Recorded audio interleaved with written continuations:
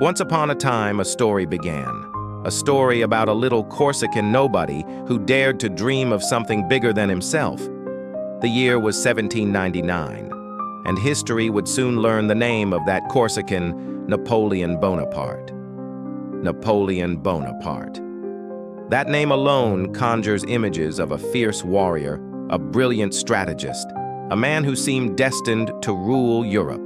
He swept through Italy, humbled the Austrians, and turned the tide of the French Revolution. And when he seized power, he became a legend, a modern Caesar, rewriting the laws, reforming the tax system, creating a meritocracy where power flowed from the sword and the will to succeed. He was the sun around which the solar system of Europe revolved. He conquered Austria, Prussia, Russia, Sweden, and Britain, scattering their armies and kings like bowling pins. He stood at the peak of the world. His victories echoed from Moscow to the Atlantic. He was the scourge of kings, the terror of Europe, and the hero of France. But the strange thing about great men is that history doesn't care much for their feelings. It doesn't bother with their triumphs or joys or hopes. It just deals them their losses and defeats and makes them face them. And so it happened to Napoleon in the spring of 1814. He was tired. The long years of war had taken their toll on him. His health was failing. His grip on power was weakening. And finally, he abdicated. History has rarely witnessed an individual who could shape an entire era like Napoleon Bonaparte. He was not merely a general. He was a storm, a ferocious force of nature who redrew the map of Europe with his sword and his iron will. But in the spring of 1814, that storm had passed. The fallen emperor was exiled to the tiny island of Elba, a gilded cage that could never contain an eagle. Meanwhile, in Vienna, the victors were busy indulging in the spoils of war. The empires of Austria, Prussia, Russia, and Britain, who had united to bring Napoleon down, were now bogged down in petty disputes over territory and power. They had forgotten one thing. An eagle, even wounded, still possessed the wings of the sky. From Elba, Napoleon listened. He heard the sighs of the French people, weary of the ponderous Bourbon king, Louis XVI, a ghost of the past placed upon the throne. He heard his enemies squabbling like children, and he decided to wager the final gamble of his life. After only 10 months, Napoleon crossed the sea and returned. His journey to Paris was not a conquest, but a victory parade. The soldiers sent to arrest him threw down their royal standards and knelt at the feet of their former emperor. France, once again, was his. The news struck Vienna like an earthquake. All disputes were cast aside.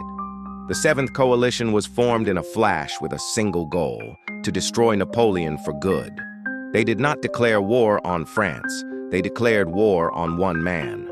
Napoleon Bonaparte was declared an enemy of humanity. Facing all of Europe, Napoleon knew that time was not on his side.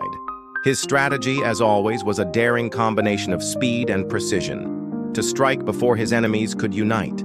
His target, Belgium. There, two coalition armies were gathered most closely: the veteran Anglo-Allied army under the Duke of Wellington, the Iron Duke, and the Prussian army, boiling with vengeance, led by the old General Gebhard von Blücher, Marshal Vorwärts, Marshal Forward. He had to divide and destroy them one by one. On June 15, 1815, the French army struck into Belgium like a sharp spear. 2 days later, history witnessed two bloody preliminary battles. At Ligny, Napoleon himself crushed Blücher's Prussians in a brutal fight. The 72-year-old general was nearly captured after his horse was shot from under him. However, the Prussians were defeated but not broken, a resilience that Napoleon had fatally underestimated. Meanwhile, at the crossroads of Quatre Bras, Marshal Ney, the bravest of the brave, was held to a stalemate by Wellington's forces. It was a tactical draw, but it prevented Ney from joining Napoleon at Ligny to deal a decisive blow to the Prussians.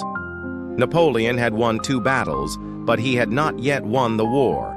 He dispatched Marshal Grouchy with 30,000 men to pursue the Prussians, while he turned to deal with Wellington. Wellington had chosen his ground perfectly, a gentle ridge near the village of Waterloo, where his infantry could shelter from the wrath of French artillery.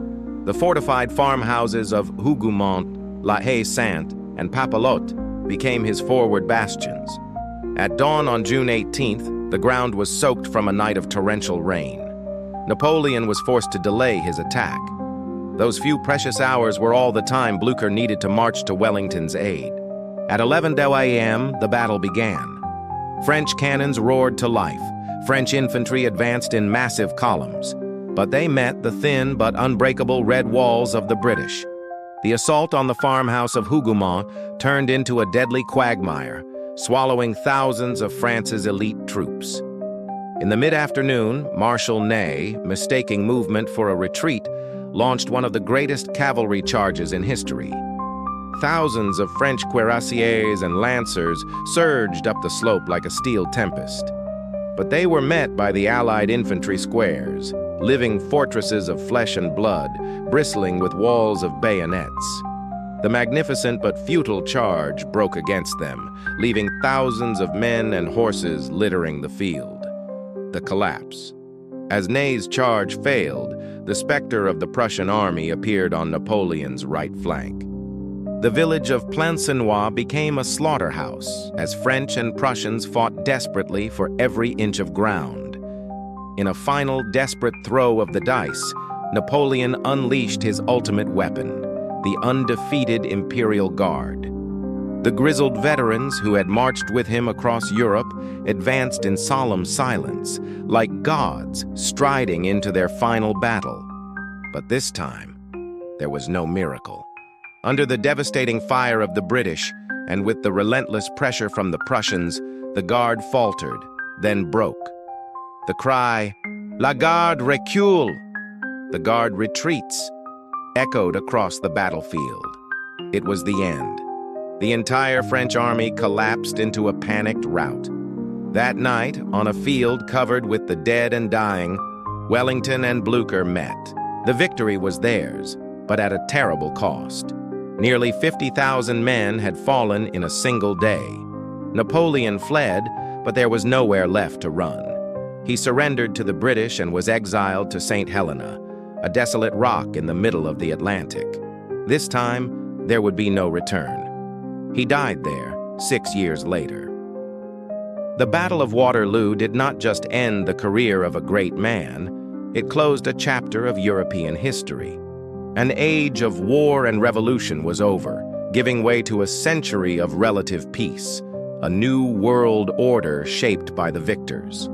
But the shadow of the eagle remains, an eternal reminder of the genius, ambition, and tragedy of a man who dared to challenge the world.